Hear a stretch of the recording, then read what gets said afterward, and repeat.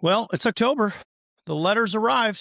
You know the one. Same envelope, same letterhead. Sometimes you get a phone call. Same tone, though. And the number on it is, well, this year we averaged 28% higher than last year. Your broker calls. We shopped it. This is really the best we could do. I went everywhere. I did everything. Of course, you sit at your desk.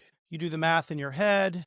If you absorb it, it eats into your distributions even more. If you pass it through to the staff, you're going to lose people. If you change carriers, you'd spend 3 months in disruption and questions from the staff. And the new carrier raises you 20% next year anyway. So you're getting a better deal now, and then they just reprice you next year. So off you do, as you usually do, you sign the letter. You always sign the letter. Every employer in America who buys health insurance from a carrier signs this same letter. Now, I want to suggest something, as I usually do. It's going to sound strange the first time you hear it.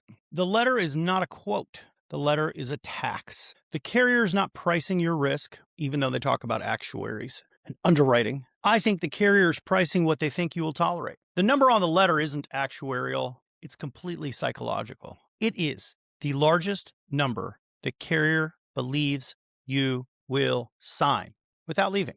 And by the way, most of you do. Every year, the number gets larger because every single year you sign. Because the alternative they show you is also signing. Different carrier, same letter. 3 months from now. Now, this is video 2 in the Fortress Balance Sheet series. The first move in the captive structure. If you don't know about captives yet, visit video 1.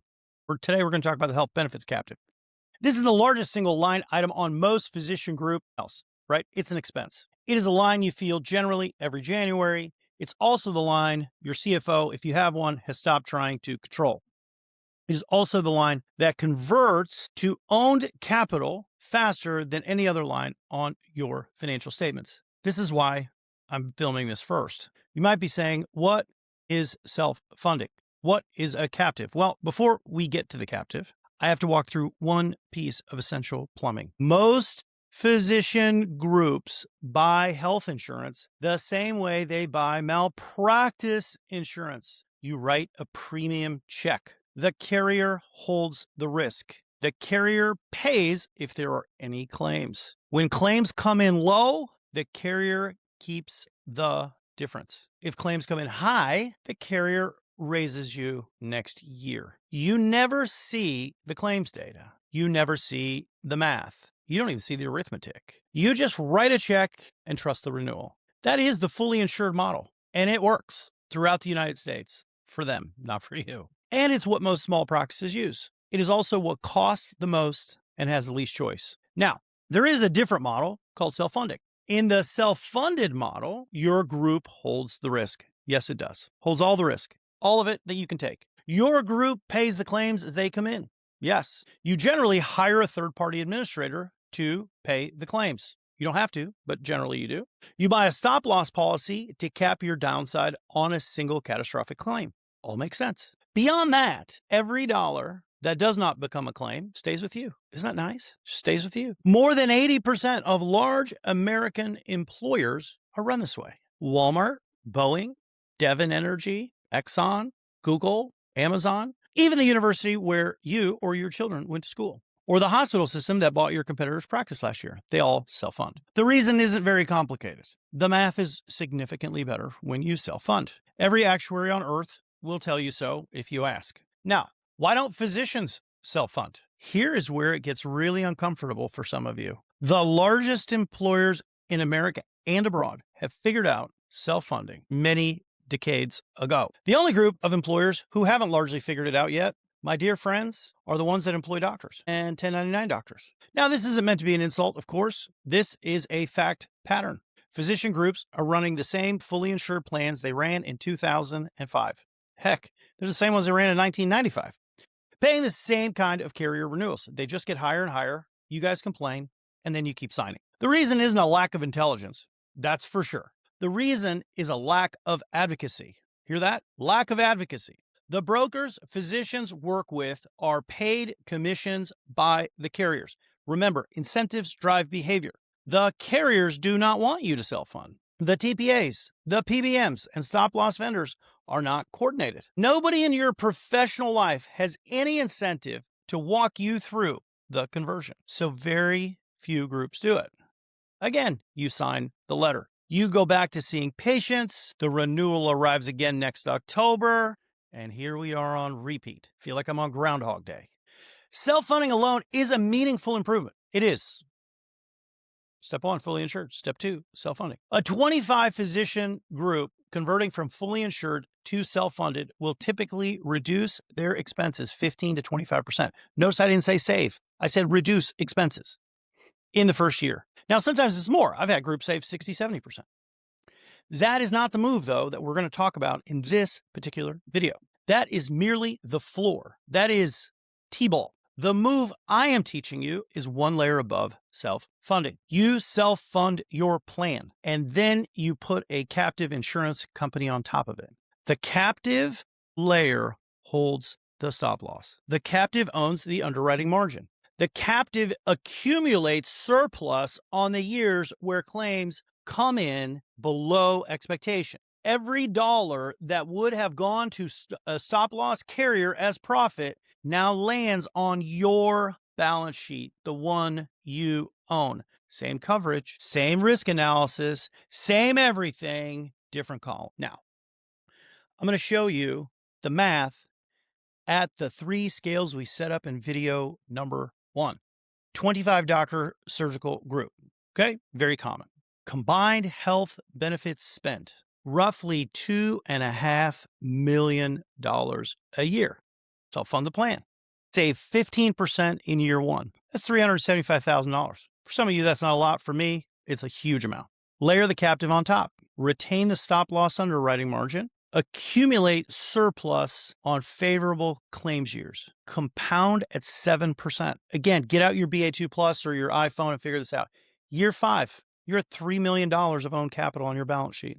That's money in your pocket, by the way. Year 10, it's $8 million. Year 20, 25, close to $30 million on a benefits line that used to be an expense. So I'm showing you how to trade $25 million for nothing. 150 doctor regional platform. Combined health benefits spent. Okay. So 25, 250, roughly 25 to $30 million a year.